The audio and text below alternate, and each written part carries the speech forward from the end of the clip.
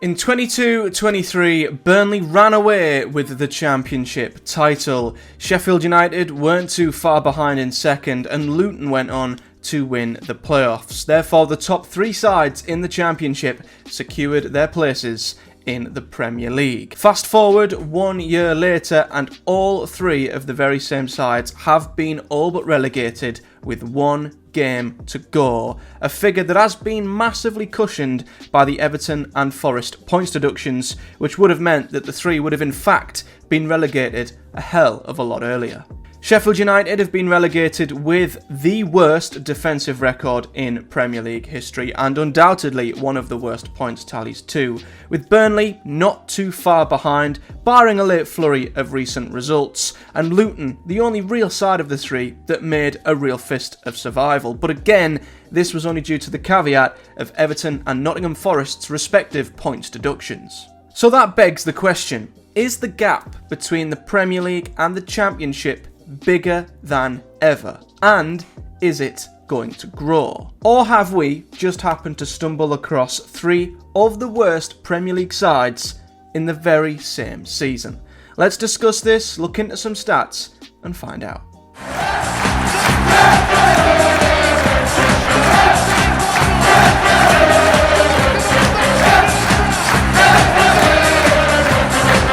Since its inception in 92-93, in only 4 of its 31 seasons have we seen all three newly promoted sides stay in the Premier League. Them 4 occasions included 2001-2002, when Fulham, Blackburn and Bolton all managed to stay up. In 11-12, when QPR, Norwich and Swansea all eluded the drop. In 17-18, when Brighton, Newcastle and Huddersfield all avoided relegation. And remarkably, as recently as 22-23, when Fulham, Bournemouth and Nottingham Forest all maintained their Premier League status. So that means that in each of the 27 other Premier League seasons in question, at least one of the newly promoted sides has gone straight back down. So there isn't a distinct trend that shows it's getting harder to stay in the Premier League now than it has been in any of the last 31 seasons. But the average points per game and positions of the most recently newly promoted sides is quite interesting.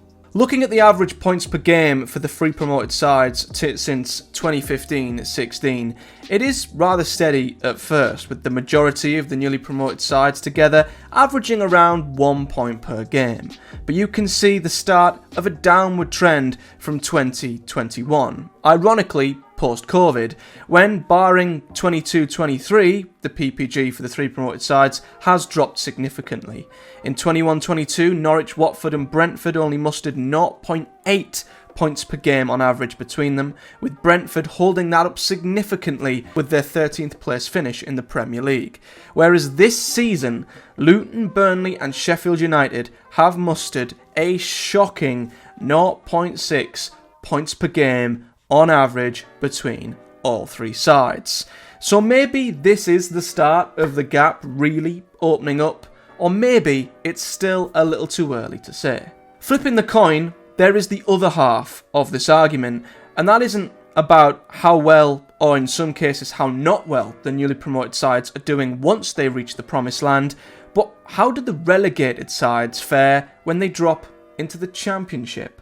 Like the PPG for the newly promoted sides, the relegated sides were relatively steady towards the end of the noughties and into the 20s. But again, there is a slight increase since 17-18. That season, only Borough, cheers lads, mustered a decent season, but lost out in the playoffs, whereas Hull and Sunderland, who were arguably two of the worst sides to drop into the Championship, with Sunderland getting relegated again, let down the PPG that season for the relegated sides massively, down at only 1.2 PPG. Since then, every season, the three relegated sides have been creeping towards 2 points per game on average between them, and that is what you usually need for automatic promotion out of the Championship. However, even though there's a narrative that all relegated sides instantly have an advantage and challenge for promotion instantly, try telling that to West Brom in 21-22. they come down and only finished 10th. Watford and Norwich only finished 13th and 11th in 2022-2023 and are still far from an automatic promotion contender now. That was only in the last few years. So we've seen many relegated sides fail to bounce back up in the last few seasons. It's not that suddenly all three sides are suddenly a guarantee to go straight back up. That only seems to really be the case this season. This season, we've saw Leicester, Leeds and Southampton all pretty much doing enough for automatic promotion, hitting 2 points per game on average between them all. Now, in any usual season, any of the three sides would have likely won the title with ease, yet we're seeing Southampton and Leeds currently slugging it out in the playoffs. So again, there is a slight increase, but like with Luton, Burnley and Sheffield United coming down, maybe this season is just an anomaly for the relegated sides going back up too, and that in the Championship we just happen to have a standard unlike any other this season. Again, it could be the start of a gap opening up, but again, it could be too early to say. One argument that has possibly skewed the gap between both divisions is the quality of the sides that have dropped down and the quality of sides that have stayed up. Due to Forest, Bournemouth and Fulham all managing to stay up in 22-23, that meant that three well-established Premier League sides had to be relegated into the Championship this season. These sides will have had expensive Premier League squads with at least 2 consecutive seasons in the top flight with Premier League money, with Southampton and Leicester even being recent Premier League mainstays playing in Europe and one even winning the Premier League itself. So the chances of all three promoted sides staying up, therefore allowing 3 huge wealthy and established sides to drop down, might not happen all that often. As we said earlier, it's only happened 4 times in the Premier League's existence. So that very much indicates that this season could be a one-off, and it will be very interesting to see how they all do when they're back in the Premier League next season and in their respective divisions, and if Luton, Burnley and Sheffield United can completely dominate and replicate what we've seen from Leicester, Ipswich, Southampton and Leeds this season, if them two latter obviously navigate the playoffs and stay up comfortably, or if they come back down to the Championship with a bit of a bump. The final point to discuss is an obvious one, and that's one that I think is a huge factor on teams staying up, coming back down, and it's not the quality of the sides or how they perform on the pitch, it's the finances and the money that's available to them in the Premier League compared to the Championship. In 1992-93, the Premier League agreed to maintain the promotion and relegation of the 3 clubs with the Football League, but since then the Football League was now, and still is, in a far weaker position than England's top tier. As a result, financial disparity has been cited as a huge factor for newly promoted teams finding it increasingly harder to establish themselves in the Premier League. Now, the Premier League distributes a small portion of its television revenue to the clubs that are relegated in the form of course, parachute payments. Since the start of the 2013-14 season, these payments are in excess of £60 million over 4 seasons, though designed to help teams adjust to the loss of TV revenue once they drop down from the Premier League, with the average Premier League team receiving £55 million on average, whereas the average Championship club only receives around £2 million. Critics do maintain that the payments actually widen the gap between teams that have reached the Premier League and those who have not, leading to the occurrence of teams returning to the Premier League not long after their initial relegation. However, most recently, I think the call for parachute payments to be scrapped has been louder than ever before. Up until 21-22, the money made via transfer sales from the 3 relegated sides was actually going down, but since 21-22, the money made by the 3 relegated sides has spiked massively, with Leicester, Leeds and Southampton this season selling players for a total that is up to and around £320 million combined, which is ridiculous. That's more than the other 21 Championship clubs all combined. Now, surely the sheer amount of money that these relegated clubs are able to make from selling their best assets more than will cover the losses that they'll make from losing out on the Premier League's TV deal, and all the other riches that they'll no longer have once they've dropped out of the top tier. Again, you could argue this has only spiked due to the fact that the three sides who have been relegated were very well established Premier League sides, who might have more expensive assets to sell. But with the inflated prices of Premier League players only growing larger and larger, the money that these relegated sides will continually make from their transfer sales is more than enough to cover them. This is also backed up by the amount of money that they're able to spend as well.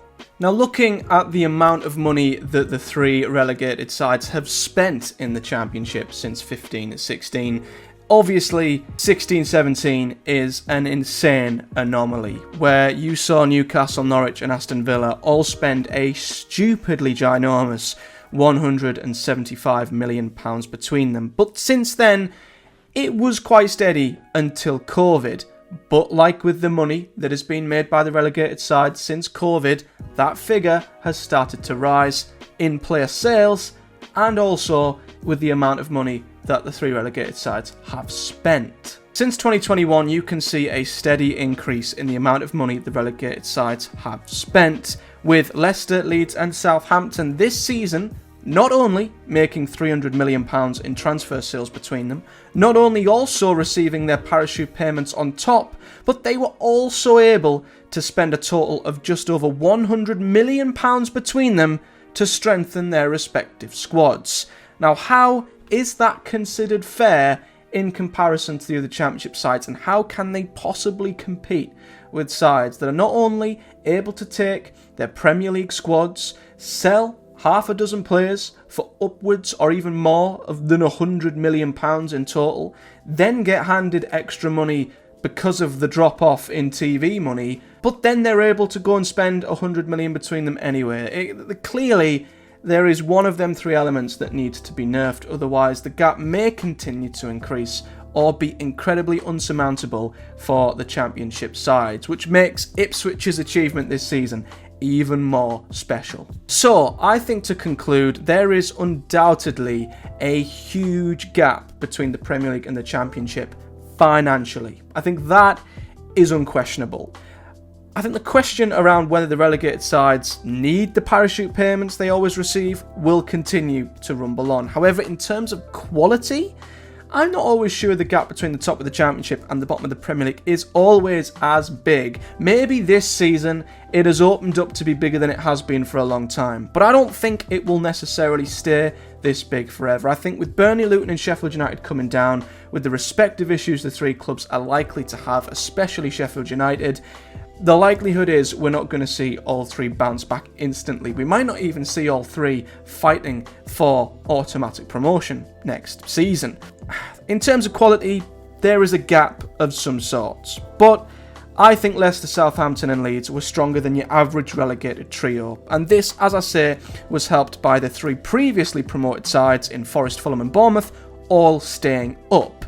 So I don't think the Championship will see three relegated sides as good as this every season, and probably not for a long time, and I don't see Burnley, Luton or Sheffield United replicating anywhere near their levels of dominance. But the performances and the lack of real competitiveness from the sides in the Premier League is particularly alarming and a real worrying side for any of the newly promoted sides going forward. So, yeah. Is the gap growing? Who knows? Have we just went through a one-off season with three incredibly poor Championship sides going up and three incredibly strong Premier League sides coming down?